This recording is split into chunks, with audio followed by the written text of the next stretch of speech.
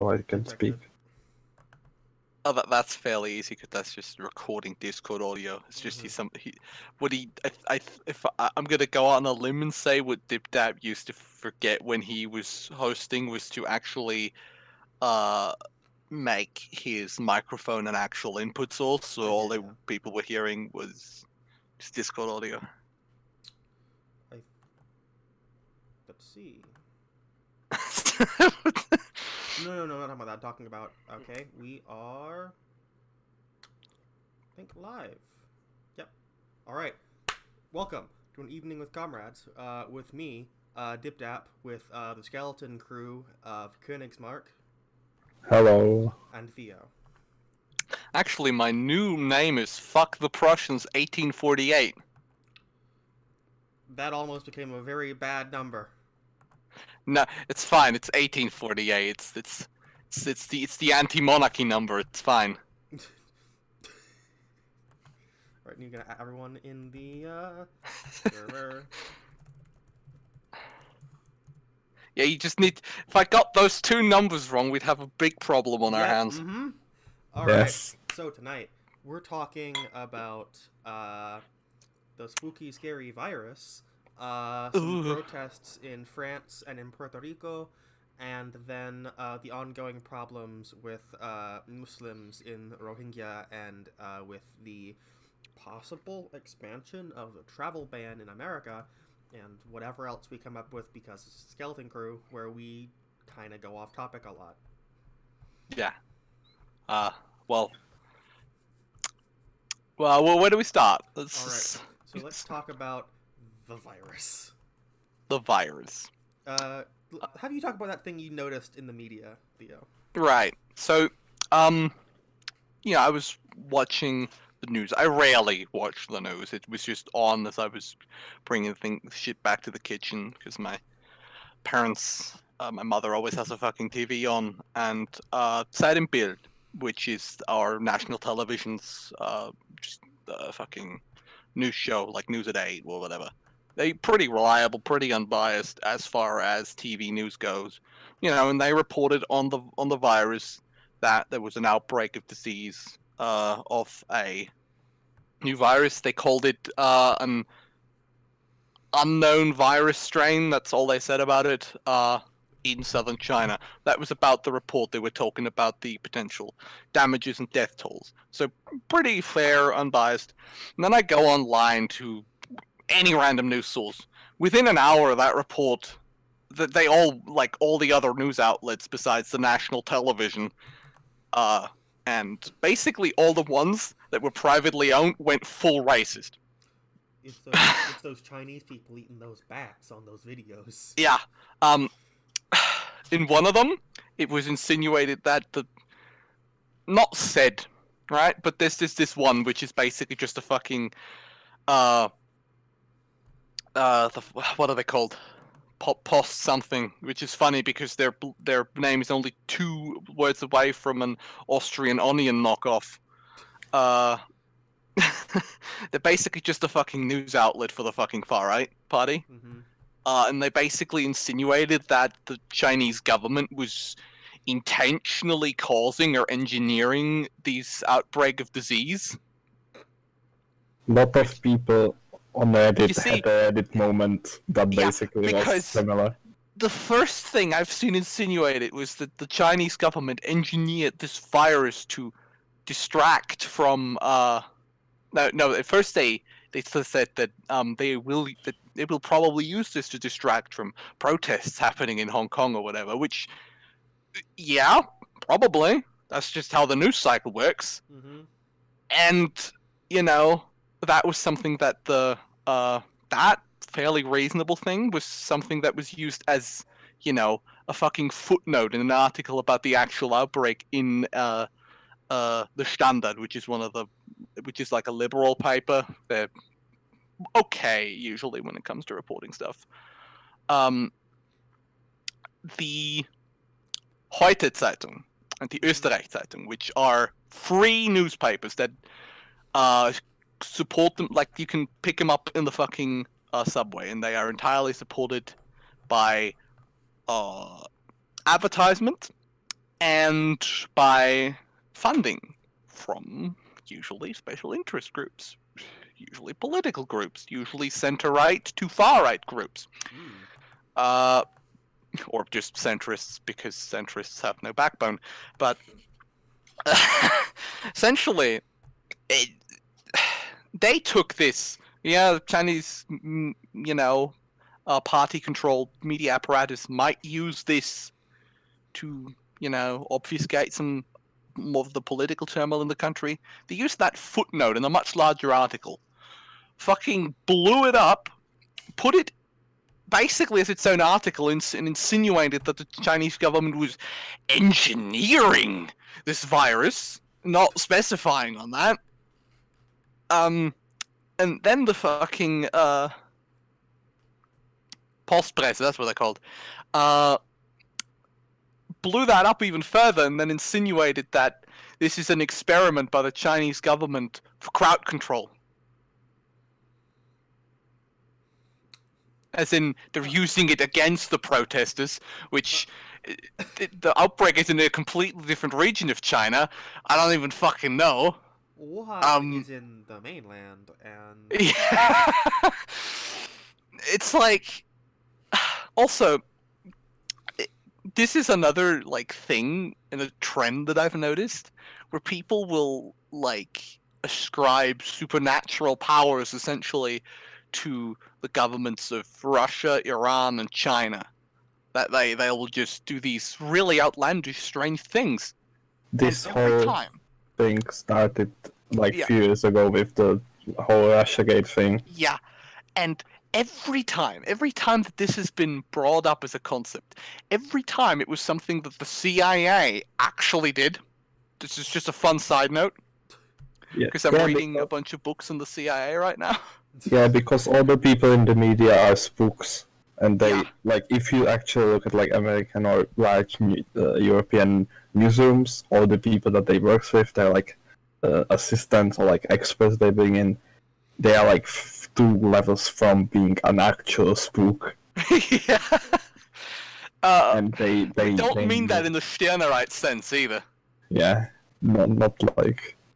Yeah, no, that they are real people that are paid by the governments to do really bad shit, and because what they know what they have been doing, they project it onto the other people. This is why some people in American media believe that the Russians have a weather control machine or the Iranians have a weather control machine. It's because the Americans actually experimented with something similar. Speaking of weather control, do you know the CIA tried and is probably still trying to build one?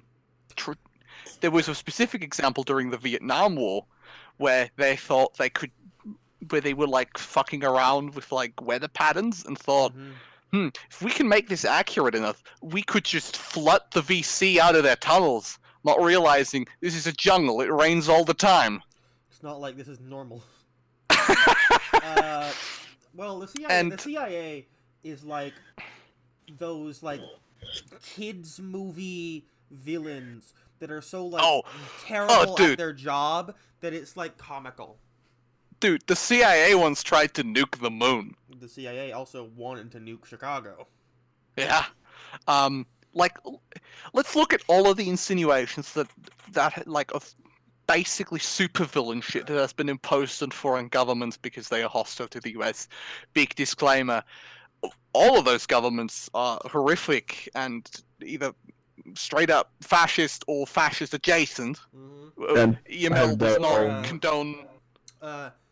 What Adorno called the conventional, surface presenting. EML does not support the actions of the Iranian, Chinese, or Russian governments. Or any government. For them, but those in particular, they're not demigod. To us, they're on the same level as the US, to be honest. They are. So let's look at these insinuations. Start with the most recent one. The Chinese are using biological agents on their own population. Well, what did the CIA do during the civil rights movement?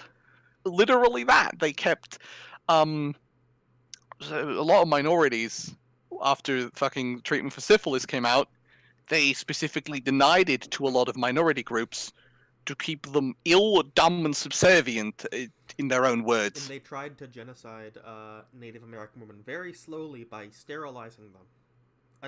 Until 1979. Now, I have a very funny anecdote about this. During the Civil Rights Movement, they tried to infect a Black Panther cell, a very large one in the north of California, with anthrax. This failed horrifically, and they managed to infect, I think, 2 or 3 of their intended targets and 13 of their own operatives on accident. Which apparently happened because they didn't realize that the viral material would cling to their environmental protection shit, and once they took it off, they would no longer be protected by it, and they just kept handling it. Fucking idiots. So the actual pathogen was just funneled out because the windows were open a lot, but they were operating and handling all of the shit that was carrying the pathogen, so they all got anthrax. As I said, comic book villain, basically. Yeah, like it. Not to mention they tested various chemical agents on U.S. populations in fucking, I think, what was it, New Orleans, I think? New Orleans, and I think Chicago again, as well. Yeah, Chicago again. I don't know what the CIA has against Chicago specifically. They have a large black population? Well, yeah, but so does New Orleans. Exactly. So does other cities, though. I think there's a running joke somewhere that I forget what the webcomic's called, but there's like this little webcomic about like fucking narcs, and it's just the running gag there is that the fucking CIA director has like a fucking vendetta against Chicago, which is why he keeps wanting to wipe it off the map. Mm-hmm. Someone stole his fucking wallet in Chicago one day. I don't even remember what the reason was, but anyway, conceited internet trolls and poll manipulation and all that they're ascribing to the Russians.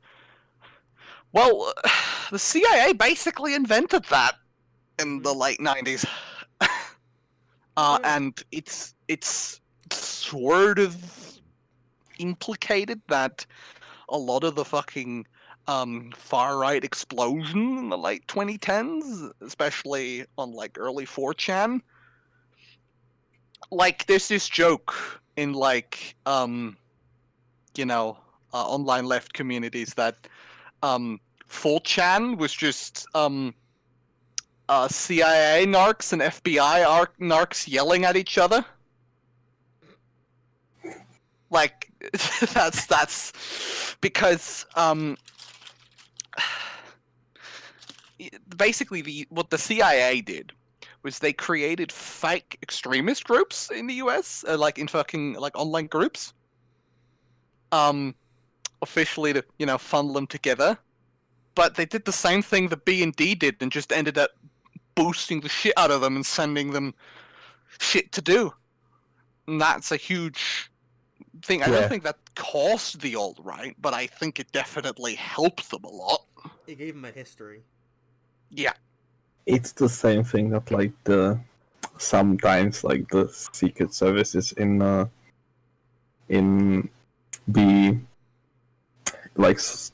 Soviet occupied states that they try to because they believe that there already is a cooperation, so they try to get those people to cooperate more, by which they actually just connect them and create actual cooperation. Yeah.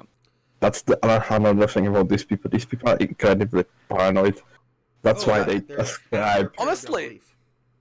Honestly, the funniest part about the CIA doing all of shit like that is that half the time they're not even successful at the thing they're actually trying to achieve. Mm-hmm. Bay of Pigs is the best example, because all of the people they managed to recruit were fucking ingrates who have no idea how to fight a war and Castro had just fought a pretty harrowing war, and all the people that were fighting with him had experience from that civil war. Well, I remember that America basically is pulling a Rome nowadays by hiring mercenaries all the fucking time. Mm-hmm. Yeah. And it always backfires because, as the Pope has learned very early on in history, hiring mercenaries is a stupid idea. It backfired for the Byzantines, it backfired for the Austrians, it'll backfire for the Americans. Yeah. And the same with funneling money and weapons to terrorists. Yeah. Pakistan is the prime example of that. No. What is the prime example? What is the prime example? The prime example is when they sent money to Osama bin Laden to shoot the Soviets, and then he used that money and equipment, as well as money and equipment that the Americans sent to the Saudis, which the Saudis then sent to him to fly 2 planes into the Twin Towers. They never learned. Yeah. Pakistan is like the world's first like terrorism supporting country, like, together with the United States, but like Pakistan probably more when you compare it to like their budget, but they are also the most like terrorized country because of all the terrorists that they support on their borders. Eventually, the reason why they're so friendly with the Americans. Oh, it's like.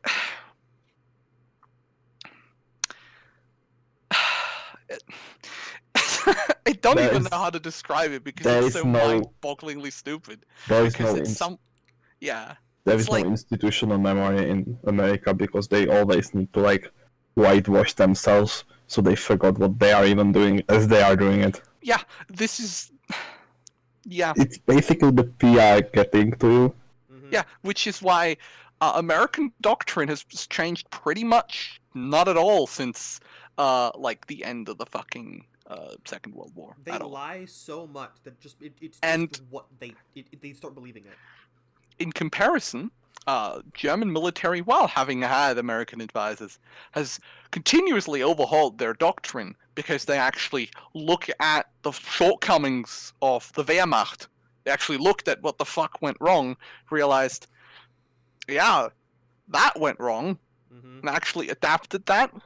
Well, when was the last time the Americans majorly adapted their fucking doctrine? Was when they did something that no one would let them forget about, at least not immediately. Vietnam.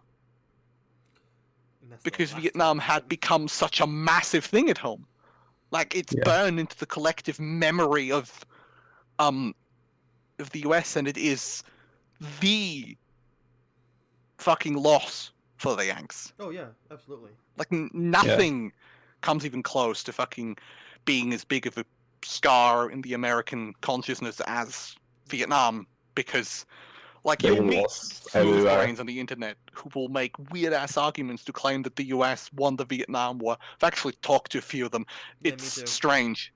Like the only thing that they keep bringing up is it's like, but they killed more of them. Well, that's not how it works. That's not. Yeah, exactly. The war diluted. Yeah, it's like wars don't fucking work in. It's like, oh, they won all the battles, but like. That's not how it works either. You can win a war without fighting single battle. That guy actually got into a fight with my former US Army friend, because my former US Army friend, because he was in the actual military, understood that when is a war won or when is a war lost? Well, it's lost when you fail to achieve all of your operational objectives. Then your war is lost. The US failed all of its operational objectives in Vietnam. It's not even the fact that they just got owned on the field, but the main problem, I think, for like why the Vietnam War is the big L and not some other war is because of the impact at home. Oh yeah. Because it was the first and last war that actually like had political impact on internal politics in America, at least since the Second World War. And that, like, another thing, the US won a lot of engagements against the VC, but whenever they went up against the actual NVA, they got their fucking asses handed to them. Yeah, because they didn't observe the battlefield. They just ran in with tanks and were then really surprised when the NVA shot at them with RPGs and overran their lines. It's how sadist forces at the start of the Civil War lost their massive tank fleet to just Yeah, just a bunch of Kurds sitting in houses. Yeah. What they did was what the Turks did earlier, like late last year. Yeah. Yeah, they rolled tanks into like this dense city area, and it's like, why are our forces bogged down? Oh, what do you mean the tank doesn't even fit in the road? Okay, let's get back on the topic of the virus. Oh, yeah. So it's the CDC has confirmed a second U.S. case, and it's already dozens of other potentials. And it's already in France. Yeah. I want to quote the headline of like an Onion article from a few years ago. Ebola virus is about 14 more dead white people away from a vaccine. Yeah. Experts estimate. I want to quote one of my mutuals who's from China who lives in, I think, Kyoto right now. They said, there is only one thing that the Wuhan virus and the American flu have in common, and that is that some oppressed people have regretfully left the world they worked for without getting enough medical resources. Any action that wants to divert attention is futile, and we all see what they do. End quote. It's very telling when the largest amount of medical aid to the US comes from Cuba. Yeah, Cuba. Yeah. Because they actually have meaningful outreach programs. Don't we reject them a lot? Yeah. After Katrina, I think we rejected them. Yeah. To quote old Kanye West, George Bush doesn't care about black people. Obviously. Yeah. I mean, what a revelation, but what a revelation. Guys, would you still vote for McCain if you found out that he has illegitimate black son? Just asking.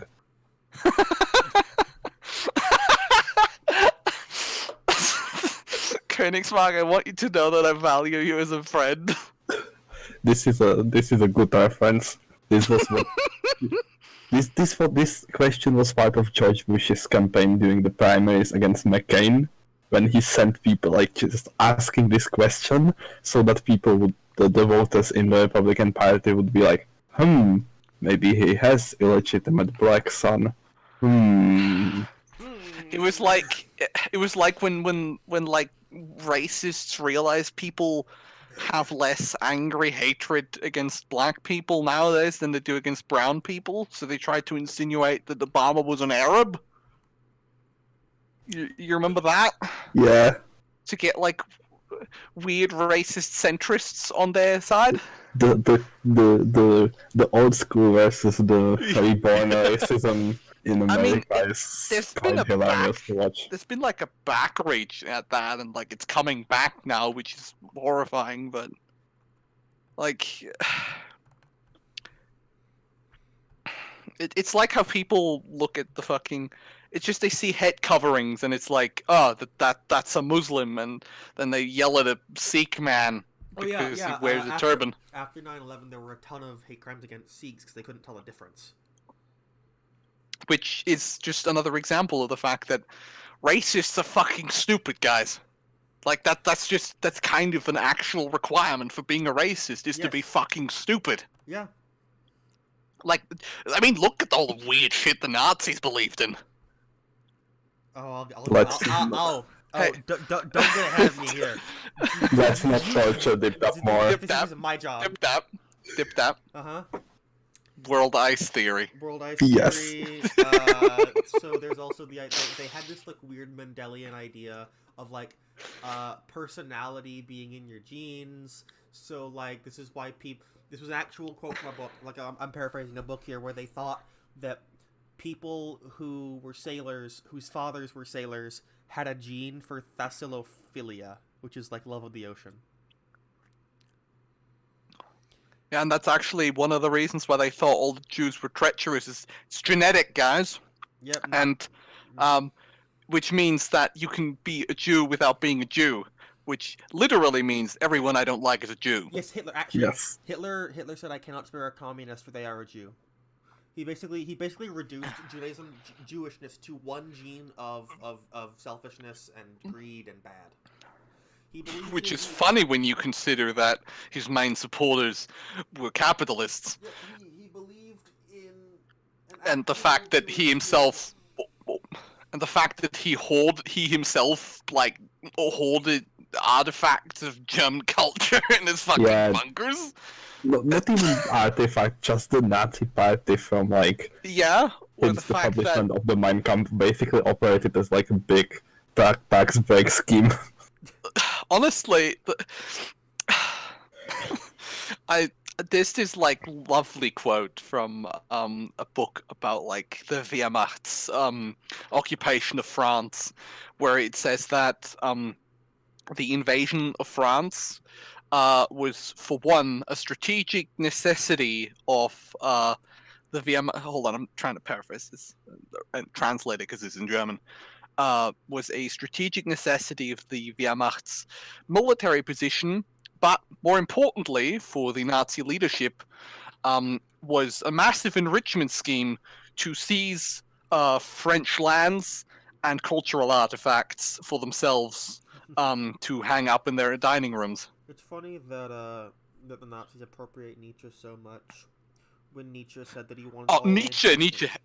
Like, honestly. One of the worst beings of like, fuck his sister. That's all I want to say here. Georges Bataille, in his thing called Nietzsche and the Fascists, refers to Elizabeth Fürster as Judas. Oh. Like, Nietzsche was just like he absolutely. He wanted all despised, anti-Semites to be executed, and I have a quote right here from him. He said, like, "Be a friend of no one who is like that stupid to be a racist." Yeah, like if you actually read Nietzsche, like actually read him, it's demonstrably clear that the man is. He's a nihilist. He's not a fascist. The French fascists attacked leftists and communists as Nietzscheans. Yeah, which is just another big brain moment. It's like cultural Bolshevism. Yeah, and it also shows this interesting tendency of fascists to just adopt shit they find cool. That's all fascist ideology is. It's just shit I think is cool, which is best exemplified in Mussolini. Quote, but finally, what do you feel? Well, what do you think I feel when Zarathustra's name comes from out of the mouth of an anti-Semite? End quote, Nietzsche. He mocked his fucking sister for marrying that fucker. Powerful. Honestly, yeah. But you'll hear all about that in the coming months when I make a fucking video of pain. Oh, I am looking forward to that. Yes. Insane.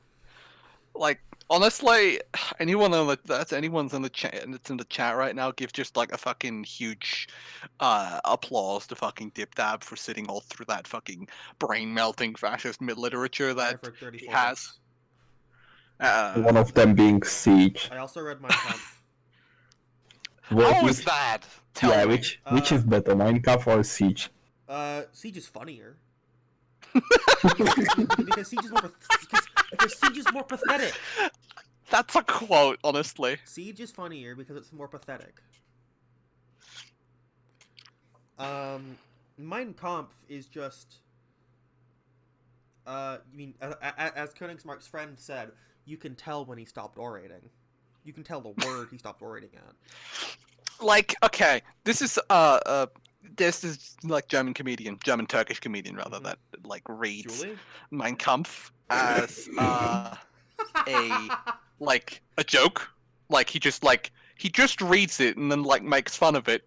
And there's this whole bit where he like exonerates about this fact that he just keeps rambling incoherently, and then the sentence stopped in the middle of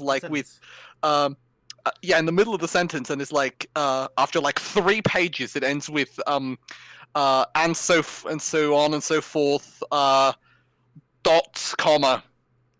Sniff, sniff. which means no, und so weiter, Punkt, Bindestrich, which in like German, yeah, which in like German means that, it just means, and so on and so forth. Just fill out the rest for yourself. And so on and so on. I mean, he And- just makes up new terms in the book. Essentially, He mentions Jews in the preface. he does actually. Well, what was its right-hand man called? The guy that actually Rudolf Hess. That was him. He like had this bit where like Hitler was orating and like having his little like oratory orgasm, and he was getting more faster and more incoherent, and eventually Rudolf Hess sitting on the fucking typewriter just has a cramp, stops writing, and after like 5 minutes Hitler realizes that Hess isn't typing anymore, so they just forget about it. People won't notice. Absolutely fucking hilarious. Okay, one other thing is that he mentions Jews in the preface, which is the page after the title page says Mein Kampf by Adolf Hitler, and how they're impugning him in the Jewish media. The Jews are attacking me for presenting new ideas. That's basically that book, honestly. You take reasonable imperialism. You take reasonable imperialism. Money from the bourgeoisie. Peasant romanticism. And anti-Semitism, and you get a pretty based ideology.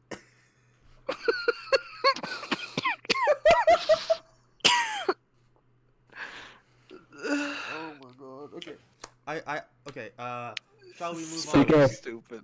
Speaking of Semitism, let's move on to Macron and his handling of the protests. France. What handling? The drop. Exactly. More strikes in France as pension reform continues today. He can't catch a Blake. He can't catch a break. One thing that I think the best thing that came out of these protests was, I think last week the CGT posted this picture, which is just like 5 fingers on it was like a nuclear power plant control panel and like 5 fingers next to the shutdown, and it basically said in France, like, we can turn down electricity for like the whole northern section of the country. I love French workers. Yeah. They've I believe in cut power to the world's largest food market, and they've cut power to 30,000 people. I believe in Nantes when they are or somewhere like that, either Nantes or somewhere like in Burgundy, when the police arrested some union leaders, they cut power and water and basically everything to all the police stations. Okay, I have an anecdote for this. When that happened, there was basically like this exchange between like the unions and the fucking authorities, where it's like they were like, if you like continue doing shit like that, we're gonna shut off the fucking power, right? And the authorities basically turned around and said to the government, "Nah, they're not gonna do it. They're pansies." And then they shut off power to 30,000 people. I have one plea to I have 2 pleas to the French workers. Number 1, general strike, and number 2 is establish fucking councils, please. I swear to God, please. Yes. I'm begging you, please. Please, my family is dying. Please, I need you to fucking go past 68 brain and become fucking like enlightened, please. Just form councils, form a party. Just don't let the Stalinists in, please. Yeah. Well, to be fair, the CGT has somewhat redeemed itself from 68. They kind of kicked the Stalinists out pure by the Paris Commune 3. The Paris Commune 3. I believe that the Stalinists kind of. That is still like the fucking most aggravating thing about just that whole escapade. Which one? Paris Commune or 68? Yeah, 68. Third time. Where it's like, guys, it's fine. We're gonna win the election. Guys, come on, it's fine. Just go home. They did the same thing Yeah. in England during the early 20s when the workers were going to go on a general strike and then union leaders said no. I don't trust Yeah. people. I don't trust union leaders. This is one thing that the workers did well in 1920 in Czechoslovakia. They didn't. They just said elections are bullshit. I'm looking at some pictures and I'm seeing a lot of one color. Is it red? It's red. It's It's the correct color. I see a lot of red, white, and yellow. Ooh. Well, I'll send the link from the local.fr in the chat so you can look at the image yourself, and I'll also send it in the green room text because holy shit.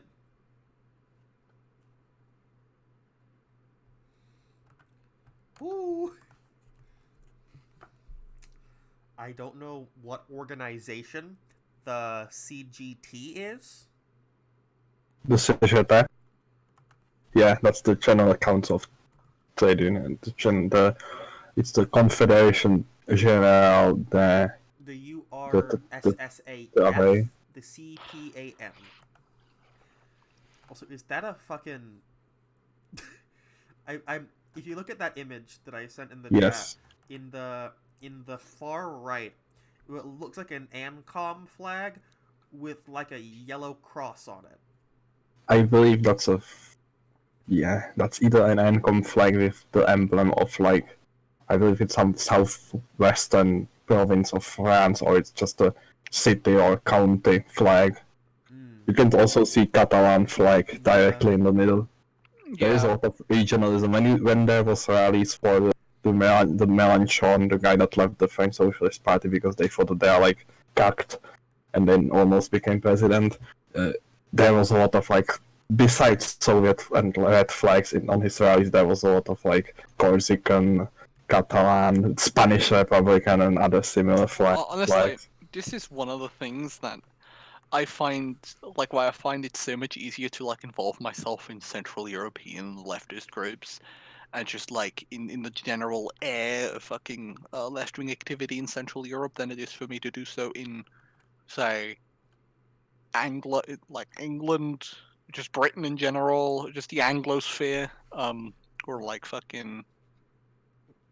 Britain and US and Canada are like the worst, and Australia, like South Africa is based.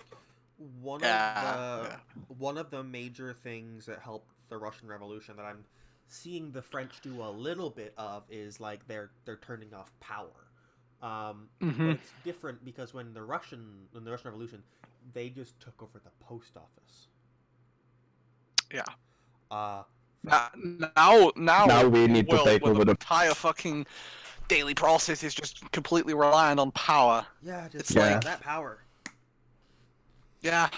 Instead of taking over the post office, we need to take over the posting office. Like, it is kind of the same thing. Like, taking over the post office in fucking 1917, like in the fucking early 1900s, is exactly the same thing as, say, occupying, say, a radio station.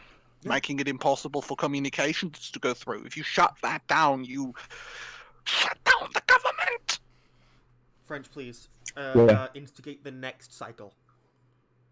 Yes. Or this first cycle. I'm gonna make a bit of a prediction here. If we compare them further to Russia, I think currently, as sad as that might make you, we're currently like at 1903, 1904. In a stage. Ooh, that means they're close to a certain date in 1905. Yeah. Which even if that fails, like, this is the thing about fucking grassroots sort of shit that is just going on in France. Like, it's not just movements that are happening, it's just that the general air of people is to go out and fucking do shit. That's the general mood. And they have infrastructure for it. Like the CGT is extremely powerful. Like, you can crush any movement that you want. The thing is, you're not going to get that thought out of people. You're just going to make them angry. Like, it's like there's this joke. There's this joke like from German leftists in West German leftists where it's like it's this meme where it's like the federal government like comes up to this fucking left-wing group and is like, we're banning you. You can't assemble anymore. Go home. And it's like, okay, then we're just here as friends and just nothing happens. Yeah. It's like, but we told you to break up. It's like, we're not you can tell me a lot of things. Yeah, we're not an org anymore. We're just here. It's like, this is the thing that I don't think that governments really understand, is that civil disobedience, like, isn't really something that like can cognitize anymore because of the fucking period of complacency that was the fucking 90s. Oh yeah. Like, they can't cognitize this fact that angry people don't respect governmental bodies. Only like the peak libs care about that anymore. Yeah, which good. Yeah, and good. Especially good is that even in the fucking US that's starting to happen. Like, even in the US, we're getting closer to fucking, 1920s levels of industrial action, which I am fucking hard as balls for. I'm gonna need people to speed it up, please. This is another thing that we talk about France and the US, and it's like a lot of it's localized to counties or regions in countries, because you have you have this shit happening in France, and then you have Germany next to it, which is nothing. Obama was just Calvin Coolidge sent tweet. I'm not wrong. You're not wrong. You're not even wrong. He was woke Calvin Coolidge. Woke Calvin Coolidge? To be fair, I get wasn't Calvin Coolidge also woke EML needs to start having a shirt more often. We need more shirts. Yeah. Because I now want a shirt that just says woke Calvin Coolidge. And it's a picture of Obama. all right, we have to tell crypto after this. maybe new EML merch coming soon. And here I thought that I might actually keep some money. Calvin Coolidge. Woke Calvin Coolidge. It is just a picture of not even regular Obama, just the fucking Obama pyramid. Yes. The esoteric Obama. Or Obama. Obama. Alright. So now on, I guess, to Puerto Rico? Ah, yes, the part of the US that... The funny part of the US. It's alright. The half part of the US. It's like, the US is wearing a hat. It's on fire, and it's not sitting it out because it's not their hat, they say, as they wear it. Remember that Puerto Rico is a colony. Yeah. I'd argue it's an occupied state. Fair. Even more so. Fair. So what they do, Theo?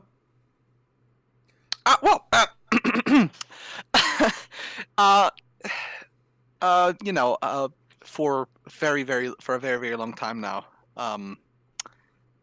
Puerto Rico has been under quite some stress because of, the natural disasters that happened in the past few years. What was the hurricane called that hit it so hard? Maria, I think. Maria. Well, name doesn't matter.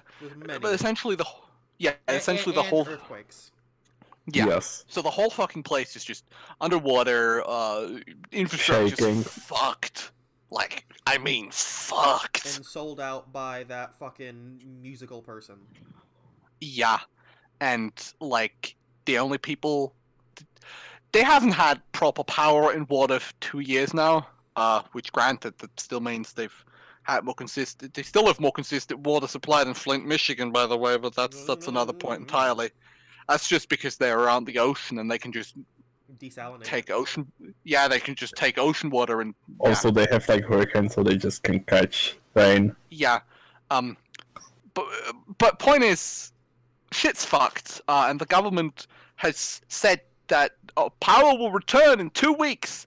They set that in May 2017. It is now January of 2020. Now, Mr. Trump, I don't know how you perceive time with your sundowning and all that, but Time see, is an illusion that makes things make sense. See, Mr. Trump, I don't know what you think 2 weeks is. It's about, by the time you've shat 4 times, it's probably been 2 weeks. There's still no power or water in Puerto Rico. I mean, he probably thinks it's still that day because he doesn't remember the day after that. Yeah. I get it now. That's why he's not going to resign when he gets voted out of office. It's like he still thinks it's the day of his nomination. He still thinks it's like fucking January 30th, 2016 or 2017. Yeah. No, but essentially, the U.S. government has done nothing to mitigate this, and they're not going to at this point. The only people that are bringing back power are private contractors for the rich, and for everyone else, anarchist groups, which... Wanna know something really funny? The cops have shut that down in a lot of places, where it's like, you are not allowed to touch these power lines that we refuse to fix because they're federal property. And now, the people in Puerto Rico have been rallying and rioting basically for the past week or two, non-stop. And yesterday they've carried a guillotine to the governor's mansion. Please, Mega Guillotine 2020. They've set it up too, and kill the melon. Like the message there is very clear. Oh, it's working. There are currently special mission briefs going on with the fucking U.S. Army right now. Now, usually the U.S. Army can't actually be deployed on U.S. soil, but Puerto Rico is an occupied state. It's a colony. They can do whatever the fuck they want there. People that live in Puerto Rico can't vote, fun fact, even if they're US citizens. They can vote for their they can vote local... in the last state, but if they were born in Puerto Rico, they're just shagged. Yeah, but the thing is that their local things, they can do shit. Their government is just basically municipal administration. They don't get they get congress people and senators, but they can't vote. It's the same way that Britain used to treat Hong Kong, which might be because Hong Kong was a colony. But yeah, it's the same way with all dominions of the UK before World War One. It's like, but the difference is the UK actually needed the dominions for the US. Puerto Rico is just a leftover of its failed policy after the Spanish-American War. Oh yeah, they thought they were going to take over all of Latin America, and then it just wasn't worth it. Yeah. Because those stupid Latinx people just shooting back. How dare they? That was one thing, and they also realized that they don't actually need to actually own the place. Yeah. By the time they got around to their empire building after they took the Philippines and shit, it was so the Euro people just did this for glory? Well, but I believe in capitalism, and that doesn't really seem very lucrative. Yeah. Also, I can just shoot them from over here. The Filipinos started shooting back. Yeah. It didn't really, that's why the Americans eventually left, which didn't really happen in Puerto Rico. That's just the trend for fucking empires in general. It's like, I was great, and then the people we enslaved shot at us. Yeah. The problem with like Puerto Rico is that the Americans can't really like let it go because that would be them getting cucked. They can't annex it because that would mean like giving them the rights and shit. Yeah, and they can like annex it as well, like make it a state, because that would be it would anger the pro-independence people, and it would also like cause problems because it would make the U.S. government like give the people on Puerto Rico rights and shit, and it would also like Puerto Rico is like a tax haven inside the U.S. Yeah, that's another and thing. it would basically mean that a state that does not have a majority white population would give them the power to elect a senator, and they don't want that. Because we already have one of those. Also, it's kind of like when Japan annexed Korea. It would shift the. You know what I mean? It would.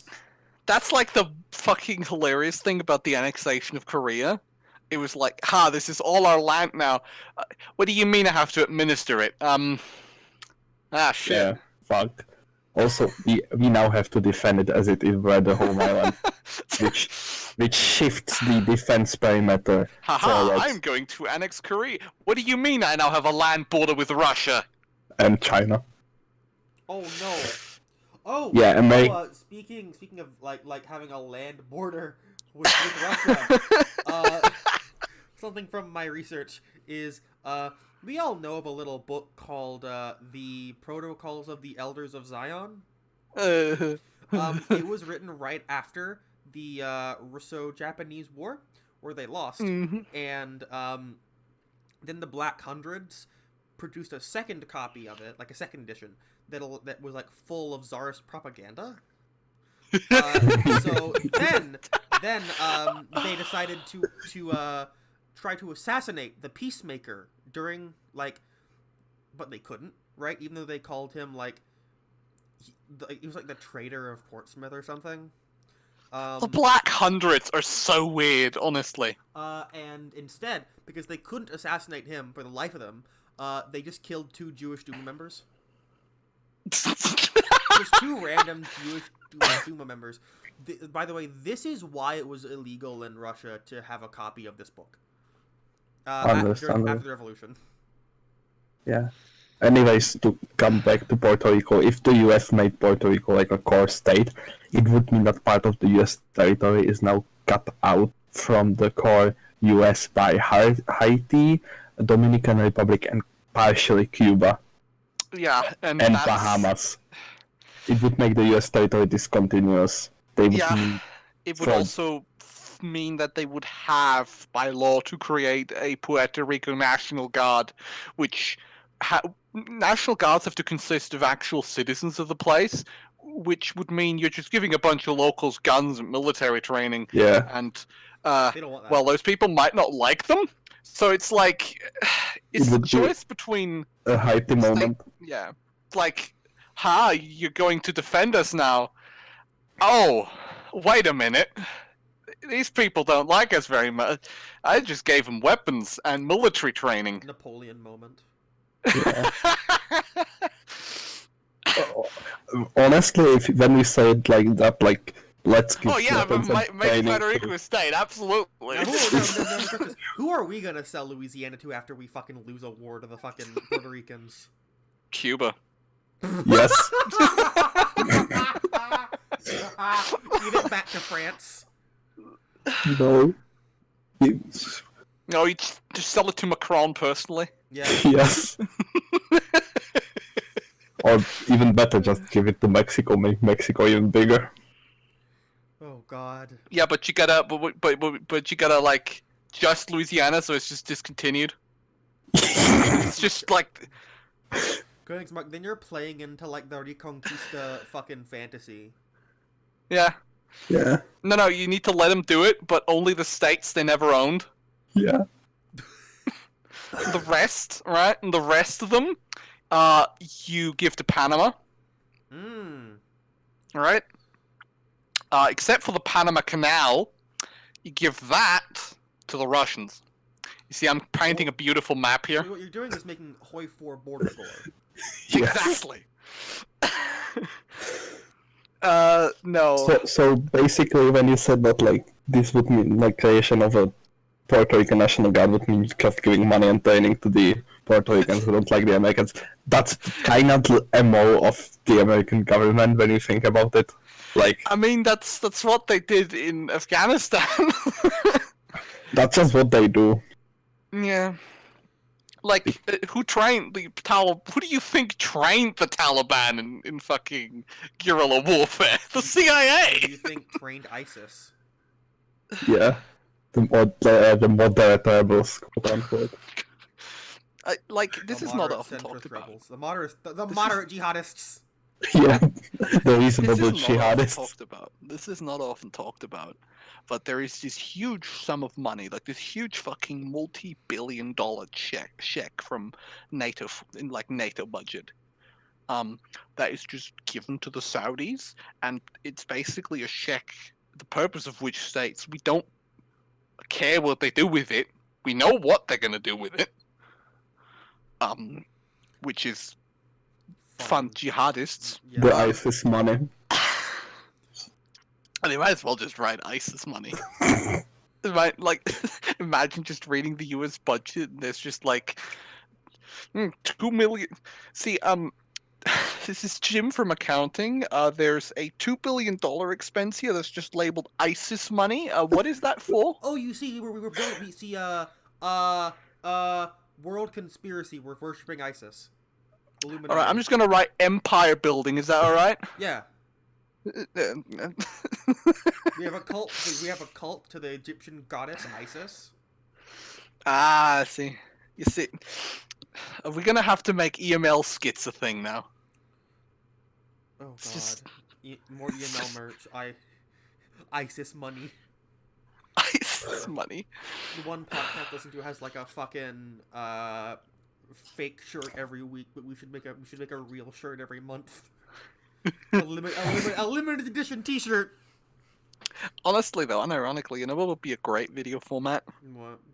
It's just email skits. It's like, skits of just like phone calls, between like, just for topical stuff. It's like a phone call between Trump and like the ghost of Saddam Hussein or something. Yeah. No, I want to have Soleimani and like Saddam Hussein meet in Jannah. Yes. All It's right. like the 72 virgins. No, sorry, mate. That was a translation error. 72 grapes. Yeah. Okay, next mark. So, Only Bro in the chat is asking, isn't there a fascist movement in Mexico that wants to revert the Mexican-American war territory and restore the Mexican Yes. Isn't that A what- singular is Aztlan? wrong. Is it called Aztlan or something? There are several There are a of lot those of them. groups. Yeah, there's and a it's lot like, of them. I think it's referred to as like Reconquista. Yeah. Yeah. Mexican Maoists as well. Okay. Yeah. Mexican Maoists are like actual fucking social chauvinists and like near ethno-nationalists. Nazbol Mao. You mean Mao? You mean Mao? You just mean Maoists. No, but the thing here is that the actual Nazbol party in Russia advocates for the reconquest of Eastern Europe. That's a joke there. Yeah. To be fair, they are not alone in Russia as well. Yeah, but like they're basically, it's like we need to save these people, but that okay. This is what's really funny about Dugin, is that he's just a fascist trot. He is just a fascist trot. You mean Trot? Okay, said every ML ever. Said every ML ever. ML does not endorse the theory that Trotsky was fascist saboteur. EML does not advocate that theory at all. Yeah, it's I mean, bullshit. he wasn't, but And know. Yeah. this is not one of our ironic "we do not support this" ones. Yeah, no, like This is actually bullshit. no, That was invented by Stalin later. there's like this. And then used by the Nazis, actually. It's like, oh my god, there are these like files from the NKVD where there were NKVD divisions sent to Spain to find, like, evidence of Trotskyist involvement. They couldn't find any, so they just made shit up and just, like, pointed to looters and were like, yep, I was Trotsky, you see. The Trotsky is responsible for that, for the looting of this bakery, you see. Trotsky. That's not a joke, by the way. You can read those. Just look up NKVD remember, files Spain. Before, what's his fucking name? What's the fucking, like, English literature doctor that MLs claim is, like, an actual source for, like, Soviet history? Parente. No, not Parenti. You know what I'm talking. Gopher, the fucking guy that has my god, no fucking training in history. He's only good at, like, English literature, and he just writes fucking Stalinist propaganda in the modern day. Imagine being so stuck in the Cold War that you're some 70-year-old man. No, he has to have fucking Alzheimer's, where he thinks it's still like 1960. Yeah, like, fuck Trotsky and fuck Trots, but, like, this fucking obsession that hardline MLs have with fucking Trotsky and his followers is He's just been living pathological and rent-free in their stupid. brain for 70 years. This is the terminal case of just getting mad. This is like being mad online. Yeah. It's being mad in, like, I can book writing. tell you exactly what it is. It's because Trotsky represents all of their failures. Yeah. I'm gonna go psychoanalytically. They everything onto him. Yeah, I like Stalin did the same thing. I'm gonna go full psychoanalytical here because, well, Stalin and Trotsky. Well, Trotsky proposed things, a lot of things that Stalin later adopted, and if they backfired, he just said, "You see, this is where Trotsky was wrong." And if it worked well, he just didn't say Trotsky debunked. Like, there were like the fucking farming policies that Trotsky suggested in the early 1920s that Stalin adopted in the fucking like late 40s that, you know, helped the country get back on track. You see, he then retroactively claimed that Trotsky stole those from him, even though he vehemently disagreed with him at the time in the Politburo. I mean, the only problem was that, well, of the people alive that were in the Politburo back then that were actually still alive was him and Kollontai. Kollontai was in fucking Norway, so she wasn't gonna dispute anything. Like that's something people, I think, often overlooked. During the purges, or after the purges,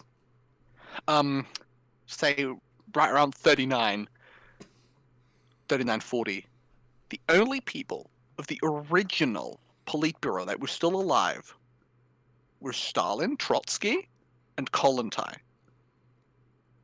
Right? And who was Stalin's best friend at this point? Yeah. And even so, she was sent essentially to exile in Norway, so she could never... No. I mean, his best friend was Beria at this point. Oh, yeah, Beria. Yeah. Not... Like, okay, Beria is probably the one thing I only see really, really fashy pseudo-MLs defend. Like, Beria is, I think, the one thing where we can hopefully all agree that man deserved worse than he got. Yeah, he deserved way worse. I mean, that's the only thing that kept him was that he was friends with Stalin. Like, once Stalin died, the first thing that literally everyone was like, okay, Beria needs to go. It's like, oh, Stalin's dead. I think it was like 4 different institutions like asked for his immediate execution. It was great. And like there was a fucking mob. He was dragged out and someone just shot him with a revolver. Owned. Everyone fucking hated Beria.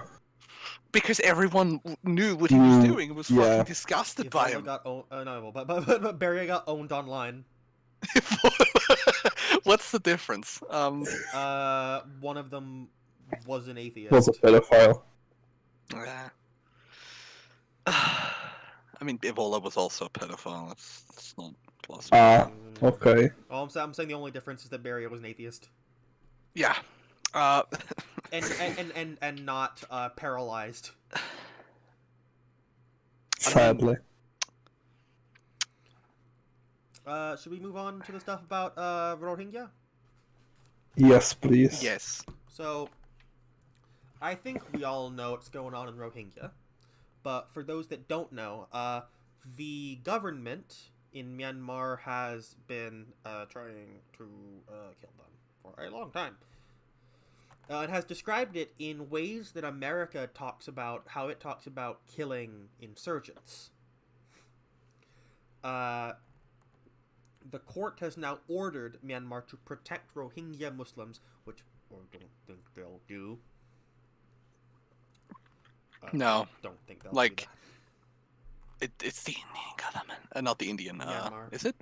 Myanmar, yeah.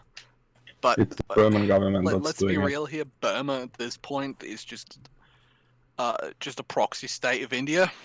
Mm-hmm.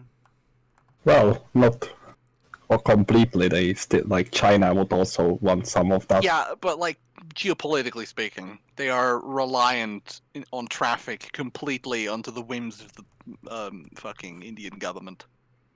Yeah. Because, well, all of their seaways have to go through places that the Indian Navy patrols heavily, and the land path is they're literally landlocked inside of India. So it's like, yeah. Aren't you mistaking that with Bangladesh? Well, no, I meant like by the feasible fucking the majorly developed roads go through India. That's what I mean. This is all like this would be like going to the Nazis and saying, Can you tone down the anti-Semitism, please? Stop doing it. And they're not gonna stop doing it. Fucking obviously. Especially nowadays, with the only people that can check them is China and India. Yeah. Aung San Suu Kyi said, "Give Myanmar time to deliver justice on war crimes." Bruh. Speaking of this region, something that a lot of people missed: the largest general strike in history ever happened. Yeah. Like this week or the last week, which was in India against the Modi government. Although I think that term's a bit misleading. It was the largest in size, but not in completion. Yes. The largest in completion was actually the one in Germany that followed the Kapp Putsch, where 95% of all industries were completely shut down. Yeah. It was amazing. Are you familiar with the Kapp Putsch, Diptap? Not much. Basically, the remnants of the Freikorps were like, hey, fuck you, we're the government now, kicked out the Social Democratic government. Oh, God. And we're like... in power this one guy from the agriculture. His name was Kapp, and they told all the people, we're going to fuck over all of our agreements with the Allies. We're becoming an empire again, and it's like we're going to reestablish all of these things, and we're going to instate mass conscription. And you know what the people responded with? What? By basic, like, I think literally no one on one of those days. Basically no one went to fucking work for like 2 weeks, and the government just collapsed in on itself. Kapp had to flee to Wolfgang Kapp. Yeah. Like the fucking government in exile was like, guys, help. And the people were like, we don't want a military dictatorship. So they just didn't go to work and shut down all, like, they blocked all major highways in Germany.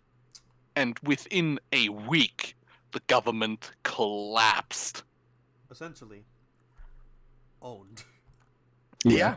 Which is why, like, ever since then, people are afraid of general strike, like, because... Fear the general strike.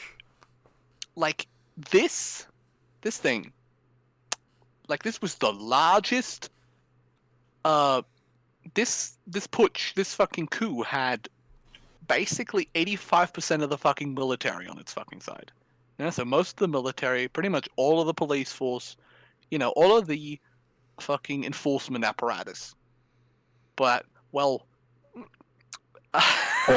Almost like a none of lot them of the could be money. deployed. None of the troops could be deployed because, well, they didn't have the ammo to actually meaningfully do something against them, and they can't deliver any new one because the road is full of people. Also, their drivers, who are civilian contractors, were participating in the general strike. Also, another thing that we need to remember about like Germany shortly after World War One is that it was shortly after World War One, which means, and the end of World War One was like organized. It was mass, spontaneous demobilization. Yeah. People just took their stuff and went home from the front line sometimes you take the rifle with you. Yeah. Which was another reason why, for example, the Red Army rose up also in a response to the Kaputsch. Yeah. Like, just saying, there's a reason that the Communist Party in Germany, aside from, like, even before turning for Red Fash, basically, like, advocated, like, made basically advertisement towards soldiers. And it's shit like like the government fucking hates you, fight them. Yeah, like, if you look at early German communist songs, poetry, and propaganda, it's always the union of peasant, proletarian, and soldier. Soldier, yeah. Yeah, that's like the three important classes that the German communists saw in like social organization, and essentially what was the idea was that you convince 5% of, not even 5, you convince 2% of the fucking soldiers, like, to not fight, you're gonna cause a chain reaction of desertion in the case of a civil war. And I think we might want to start taking notes to that. And I'm not saying, yeah. And it's like, this isn't to say embrace war criminals or anything. We're not fucking stupid. Learn from history. Yeah. You don't necessarily have to emulate it. Yeah. In fact, I mean, don't.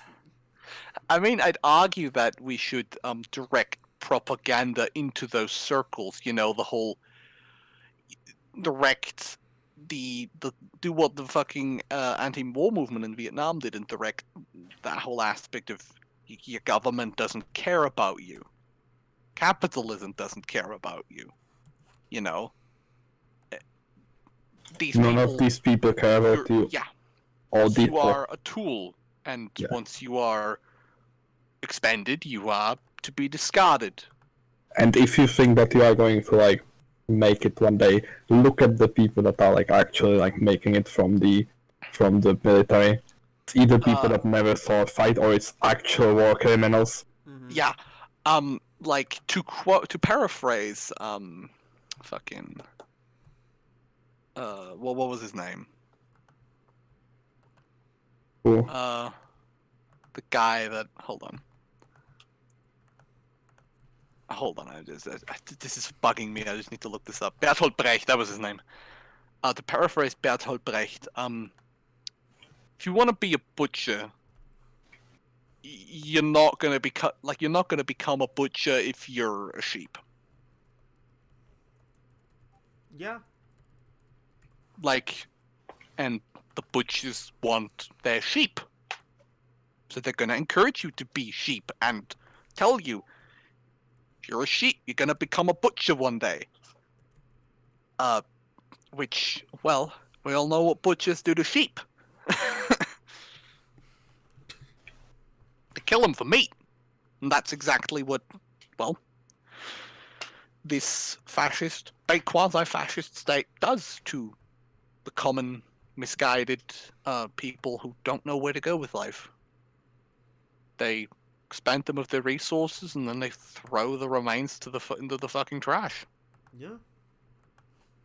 And, well, I have friends who were in the military, and the general consensus is that man, that sucked. I don't want people to be forced to do this. And that often even comes from people who generally liked their time in the military. It's like, maybe they were cut out for it, but, all of these people that fucking recruiters are pushing into the forces, 75 to 90% of those people are not cut out for it, and they will just lose their humanity in there. And that's the purpose. Right? And also, like, the thing that, like, if you, like, do it because you don't want another people to have to do it, like, in this system, that's not how it works. There is no winning. It just keeps going. Sorry. And once you convince people, like, not convince, once you make people realize that, it just starts a chain reaction in the brain, Mm-hmm. Like, I think it's good, definitely great, and we should keep moving our focus onto, the plights of all these minority groups that the left has ignored for so long, which is, not great that we've done that. But we should still do all the anti-war shit that we did in the 70s. We can do both. Mm-hmm. But, yeah, important thing about anti-war stuff. Anti-war, like... in the actual leftist sense, it's like... Yeah, not just you're like... not fighting to defend your family, you're fighting to defend the property of fucking rich farts that... Yeah, you're fighting for Saudi Arabia at this point if you're an American soldier. Hey, Peter. Oh. We're talking about war and the mentality of the soldier. Peter, you see, a rant about the video he just recently made. No, I'm not going on a rant about that. I'm coming in because I heard people saying anti-war stuff, and I'm saying counter-revolutionary activity. Excuse me. Dialectic needs to. Have you seen woke Calvin Coolidge?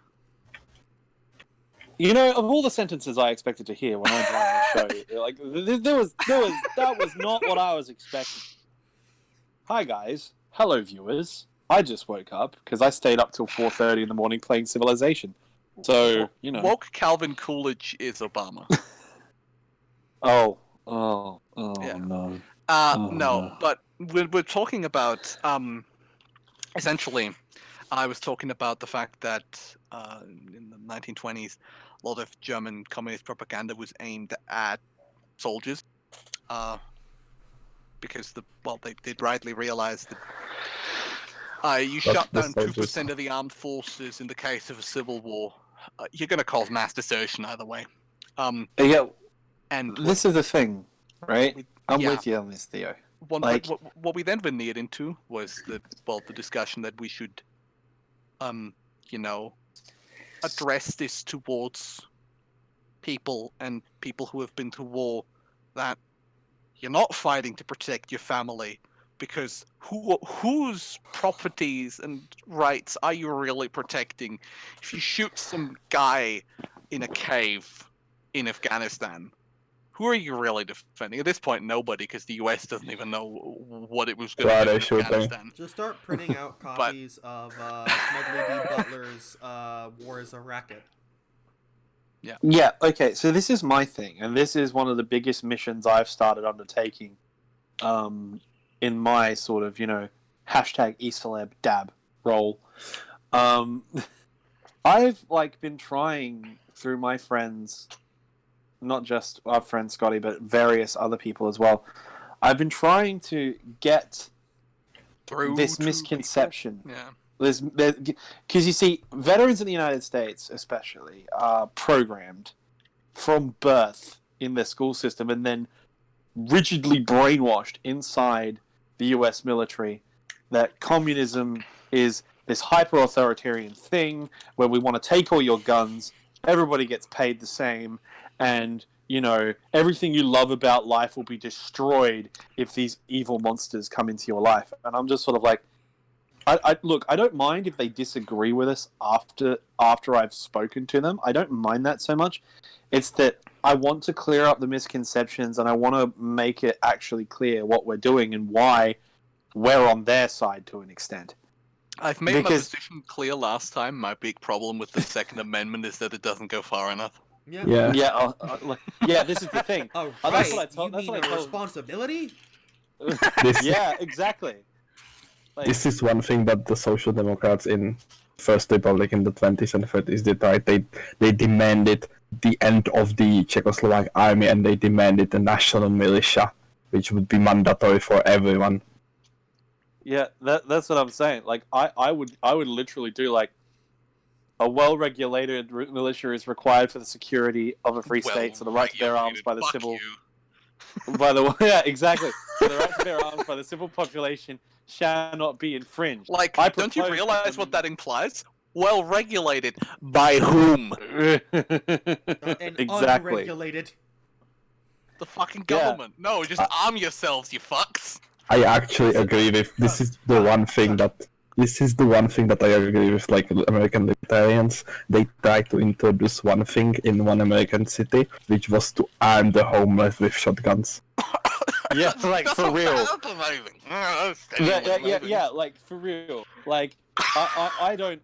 That's the thing. The Second Amendment doesn't go far enough. Like, I would actually demand one of my platforms as the communist representative for whatever governorship in the US I would run for would be one of our first acts is to find all safe citizens, i.e., people who don't have, like, you know, schizophrenia or something, but literally everyone else besides Bad them. example, Bad but example. yeah. People Yeah. with schizophrenia are more likely to be victims than the actual perpetrators. It should be instead Yeah. people who have committed acts of abuse. Yeah. I know my uncle shot himself because he was schizophrenic. I know that, but what I'm saying is, you go everyone who's not a risk to themselves or to the public in general. Literally everyone else, you just distribute AR-15s. Everyone gets. No. You get one. You get one. You get one. Preface, yeah. Preface, yeah. I would argue that we should institute a policy similar to how we handle cars. You know, Yeah. you go through a training course about, you know, firearm safety, about all of that fun stuff, how to clean shit, how to not basically kill yourself on accident. You know, that stuff. For example, Taught in school. For example, don't yes. fucking point your loaded gun at literally everyone around you. At literally every like Second Amendment American dipshit out there. Honestly, that honestly is the thing that actually pisses me off about Yeah. like gun yanks. It's like, Guns are wasted on the stop American. fucking have your finger on the trigger when you're not trying to fucking shoot it, you fucking idiot. This is the thing, right? You can tell. You go to these Second Amendment rallies. You can tell who's smart and who's just one of these fucking, you know, Trump-tard Second Amendment yahoos. Because you can see the guys who actually know their shit because their fingers are extended along the rail outside the fucking trigger guard. Get your fingers out of the fucking trigger guard. I swear to God. Also, big thing, Oh. the fucking safety is on. Yeah, like this is the thing. Yeah, There's this image Let's- from like this fucking Trump rally where people are running around with their AR-15s. They have their mags inside. They're clearly loaded because you can see the fucking witness marks. The safety's off, and I'm like, Anything yeah, could go wrong at any moment. but this is what I'm saying though. This is Like, my only. This is like my real problem with the way that it's handled is that there's no fucking safety calls. You don't even have to register the guns. You just have to distribute fucking, just how you do fucking driving licenses. Mhm. You know, you go through a training course. yeah, this is what I've always said. I would go as far as saying registering the guns as well, but I wouldn't make it. But I would do it state subsidized. I wouldn't charge for it. I just because you don't let someone drive a car without a fucking license, because if they don't know what they're doing, they're gonna kill someone, right? Unless you're a libertarian. Yeah. Throw back to the Libertarian National Committee when they were like, "What are you gonna do next? Need a license to use your toaster?" It's like they're all so close, but they don't realize what the problem actually is. Libertarianism is like not the instrumental reasoning. It's the other thing, like partial reasoning. It's like they just think in like tiny pieces, so it never combines. That's a really good way of saying it. They don't think of everything being connected. Yeah. It's like, okay, it's this joke where it's like accepting libertarianism is like a partial lobotomy because you become incapable of like connecting the dots logically. Yeah, it's like you just stop thinking at a certain point, so it's like it's like being a koala. Lobotomize yourself. It's like being a koala. You just stare at the leaves blankly because you don't understand that if they are not on the tree, they are still leaves. It's like with koalas, if you put if you take the leaf on the plant, they'll eat it. If you put it on a plate, they don't know what it is. Yeah, literal smooth brains. Well, that's how it's actually scientifically called. Yes. Let's just actually hope. Let's just actually hope, like the real koalas and libertarians go almost extinct. Preferably in a fire. Too soon. Too soon. We had one more thing to touch on, which is the possibility of an expansion of the travel ban in the U.S. I've got to keep them brownies out of my country. God damn it! Well, you see, if I were the Muslims affected by this ban, I would simply not have been born in the Near East. I mean, it's their fault. So, according to BBC, they are looking at closing borders to countries from Europe, Africa, and Asia are being considered, basically. Right now, Libya, Iran, Somalia, Syria, Yemen, North Korea, and Venezuela are the current ones. Okay, I'm gonna have some guesses. Who do you think's on the list? If it says Europe, either Turks or Bosnia. No. Or Russia. Belarus. Oh no. That makes sense. That makes Myanmar. The most. Basically, alright, I can tell you what the thing with Belarus is. Mm-hmm. You want to know? What? You can't close borders to Russia. That will cause an international incident. You close it to Little Russia. Mm-hmm. Yeah. Yeah. They're flexing. That's what they're doing. So, Belarus, Myanmar, which is Burma, Eritrea, Kyrgyzstan. Kyrgyzstan. Uh-huh. Look, let's be honest. No one from Kyrgyzstan can afford a plane ticket to the United Nigeria. Sudan. Fuck me. And Tanzania. What's the system in there? What's the point, though? Like, Yeah. the reasoning for Tanzania. America wants to be closed off. They want to have their safety blanket. Yeah, but this is the thing, right? This is what genuinely bothers me. Well, maybe they shouldn't have grown, so maybe they shouldn't have annexed all of that territory if they didn't want all that fucking land borders. Well, like, this is maybe my Western chauvinism showing, but I know the economic conditions of those countries. Like, the only people who could afford to go to the United States from those countries are the bourgeoisie and the educated professionals, which are the people you want. The funniest thing is that Tanzania is majority Christian. Yeah. Yeah. It's literally like, these people look weird, I don't like it! This is the thing, right? Tanzania, I remember seeing a documentary on this. Tanzania is like, you know, when the Christians are like, oh, we're actually, like, you know, we're not as bad as the Muslims because while we hate gay people, we don't actually round them up and kill them. Tanzania. Yeah. You know, where the government hangs gay people. Yeah. We don't like. Oh, Islam's fuck both of you. Quite frankly, an atheist gang, right here. up in Honestly, this you bit. know what this is? You know what this is? I still stand that the best Christians are Gnostics and Coptics. Well, yeah, that's because they reject the clerics and say, fuck you, mister, trying to impose authority onto God. Fuck authority.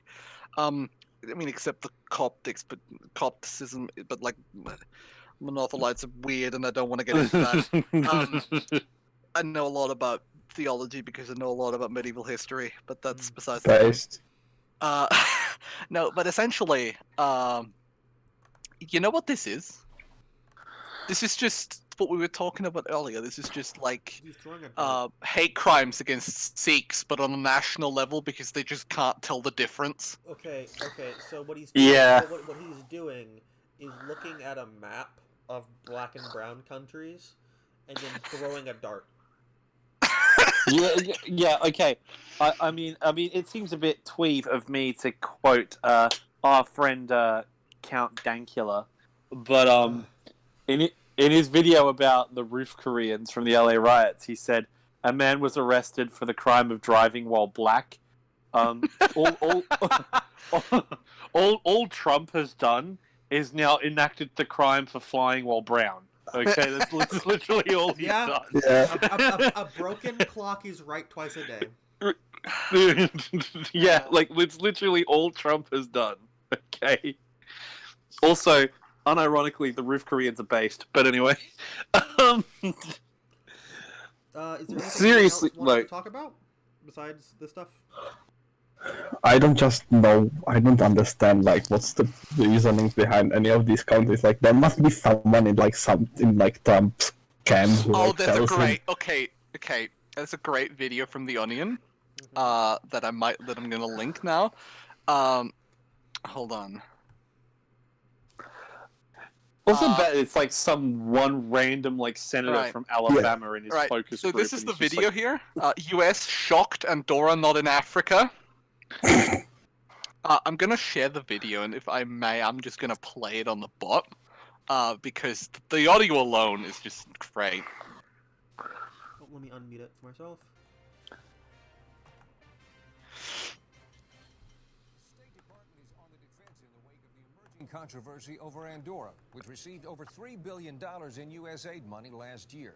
That funding has now been cut off following the revelation this week that Andorra is not a war-torn African region, as previously believed, but in fact is a very wealthy Western European country. With us now from the State Department is Deputy Secretary Paul Heffron. Mr. Heffron, how did this happen? Well, it was a simple mix-up. Someone said Andorra was in Africa. It sounded right. We just kept sending them money.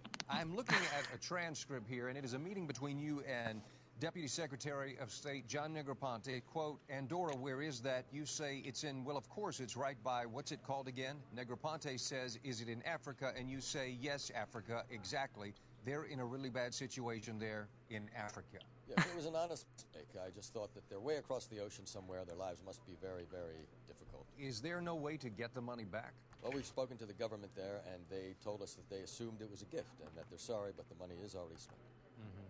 Apparently, it was very helpful in renovating their ski chalets and some public saunas. Now, Mr. Heffron, I want you to take a look at this map the State Department sent over to us this morning and said this is the one we have been using. Now, clearly, you can see Andorra is not on that map. Yes, well, we thought it was in that blue area there down below Mumbambu, but Prime Minister of Andorra, Albert Pintat, made a public apology at a press conference earlier this morning. Every Andorran will remember your generosity and stupidity each time we ride in the pure gold baskets of our individual hot air balloons. look, I mean, there's probably hundreds of countries in the world. And it's very hard to keep That's track of this. It's probably. very confusing. Who's going to take the blame for this? Well, the Andorra people will take the blame for it. They know exactly where they are. They should have told us. This is a real American movie. Yeah, there are. I think my favorite bit of that is there are probably hundreds of countries in the world. But why Kyrgyzstan? yeah, I don't know why okay, Kyrgyzstan. all right. To be fair, Why that's not Kyrgyzstan? to be fair, that's Actually, that's true because that's like only country on that list that's probably like actually Muslim. Nigeria. Yeah, like- Like, That's yeah, that's mixed between Christians and Muslims. haven't you guys ever had that feeling? You know, when you wake up first thing in the morning and you sort of get out of bed, you make your toast and you grab your cup of coffee and you're like, you know what? Fuck Kyrgyzstan. Like, genuinely, just fuck Kyrgyzstan. Okay. Nobody likes... No.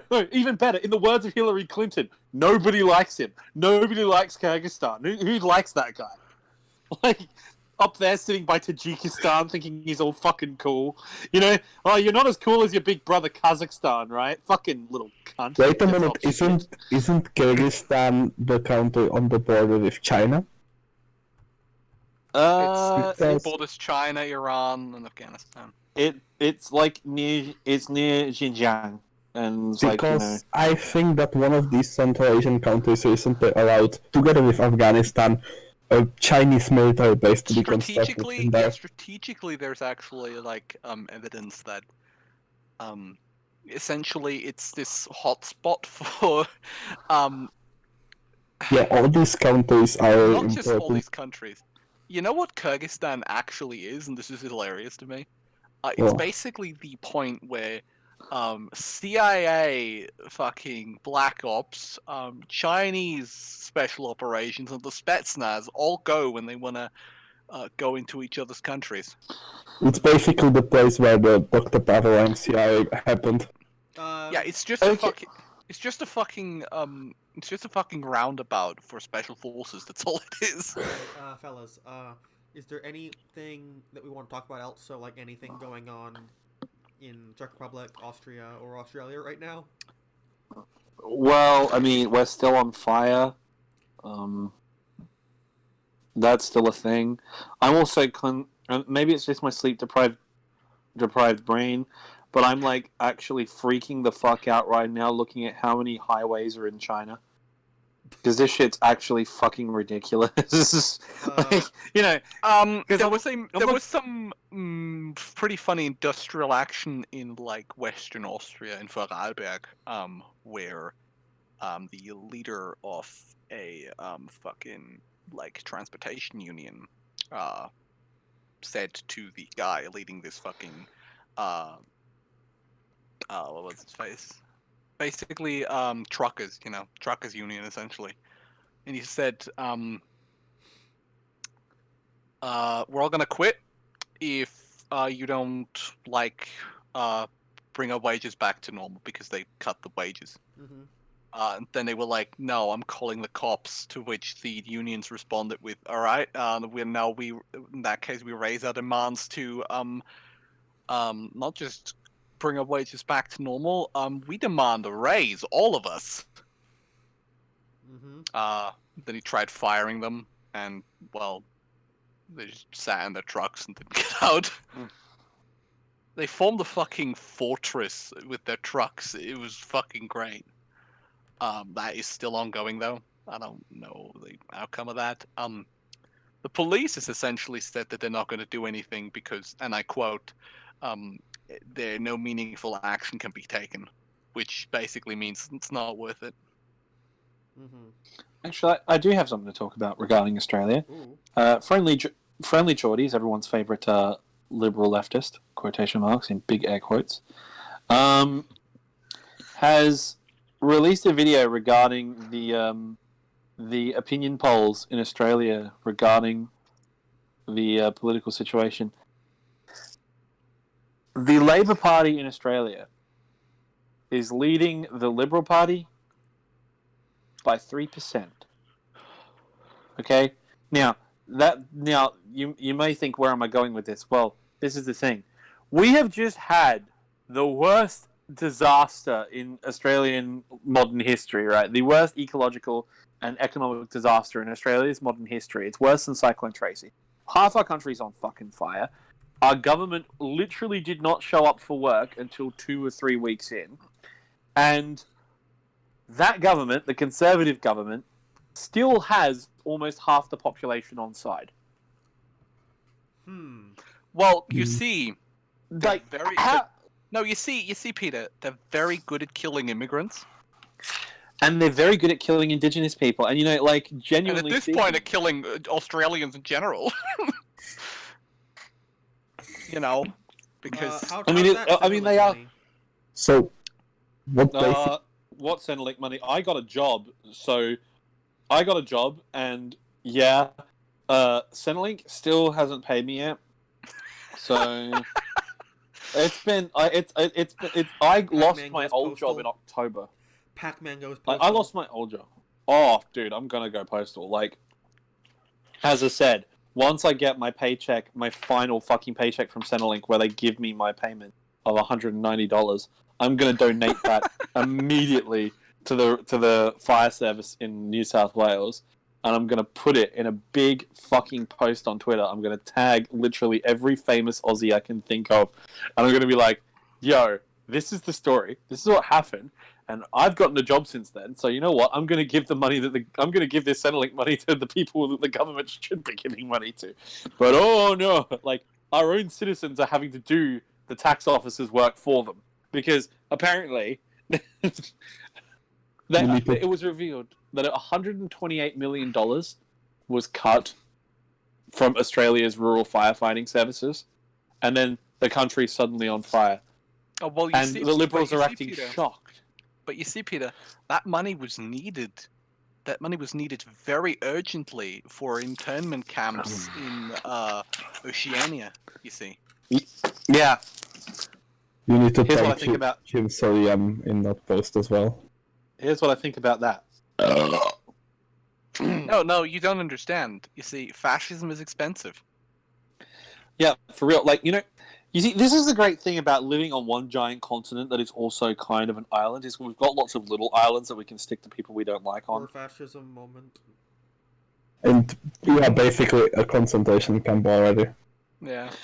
No, seriously, like you see, the Nazis were fucking playing around. We've got concentration islands, okay? Like, no, literally. you see, you know what the difference between Australia and Nazi Germany is?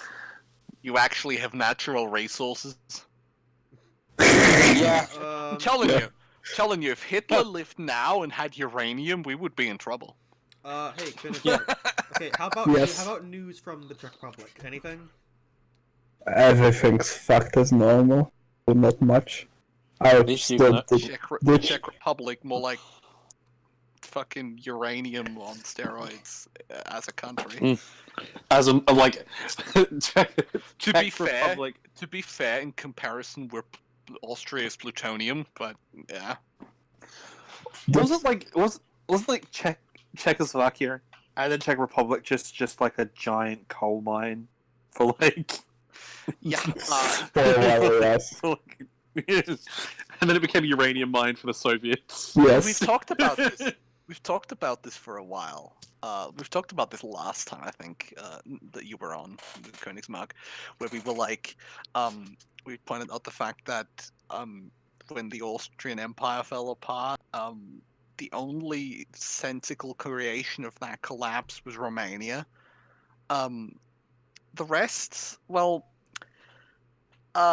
Hungary became a landlocked country, the politic of whom was decided by the Navy. Fucking Czechoslovakia inherited the fucking ethnic makeup of the empire, and the Austrian Republic just retained the bureaucracy,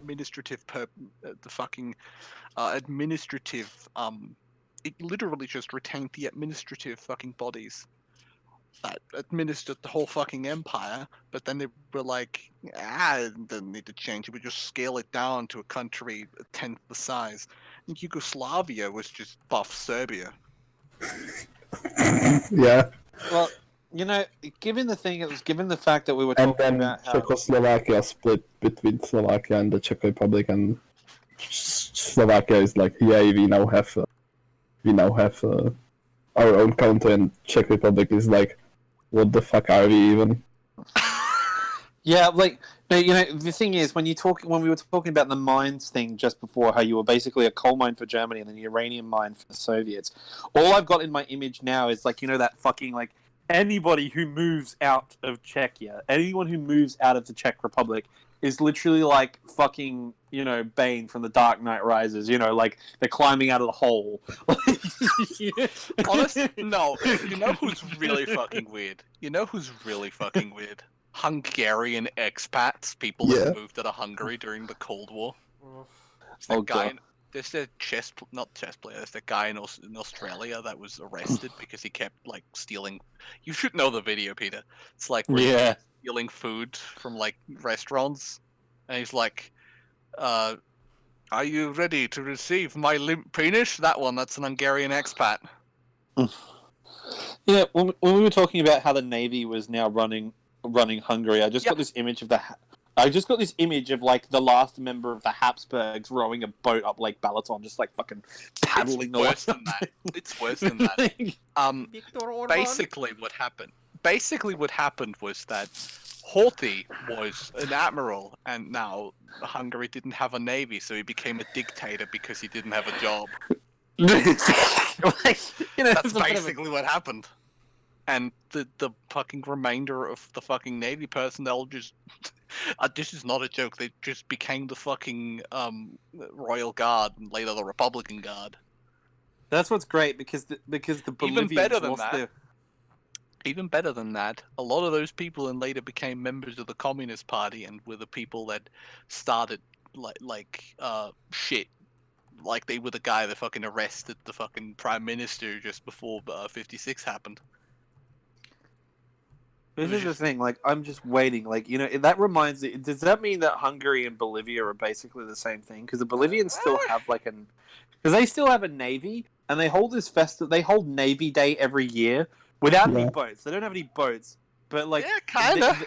They're basically just, they're just basically a bunch of Marines, essentially, and they're singing songs about one day getting their fucking beach back from Chile. Yeah, they have Navy Day, and then they also have, the day of, what's the name of the province, basically the day of the province that they will one day get back from Chile, and they also have now that's the one of the new things that Evo Morales did before he got good, was that he created like administrative regions, 12 of them, 11 that they actually have, and the 12th one is the one that they will one day get from Chile. Yeah, well, you see, the thing is, like, I reckon that the Chileans should give that fucking part of the beach back to Bolivia. Just be like, you know what? You want the sea? Go your hardest. You know what's funny about that?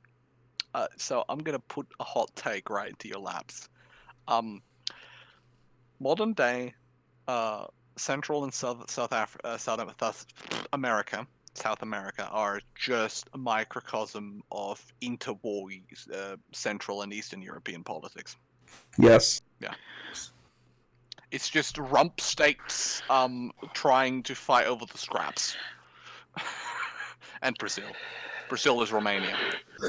I mean, Brazil is the United States of South America. It makes sense too. They speak a Latin language. Brazil is just Romania in this scenario.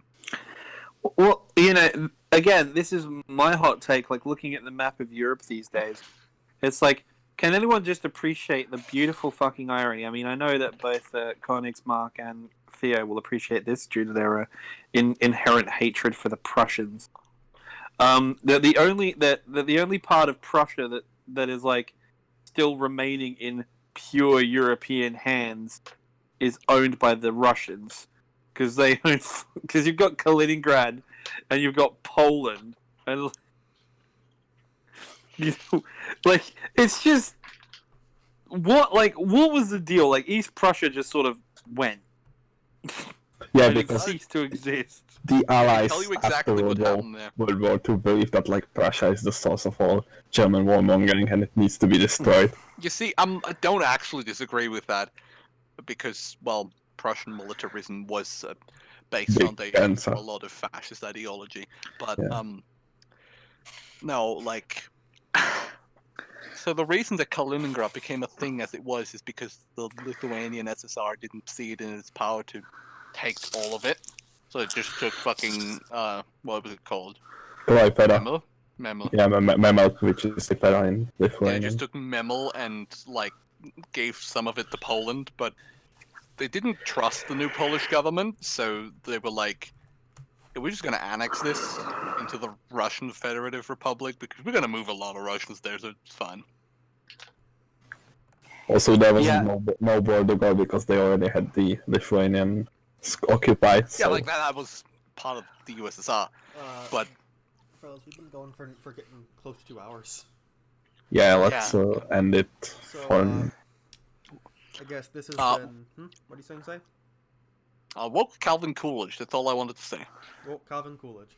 Alright, so this has been an evening with comrades with me. No, Hmm? that's wrong. What?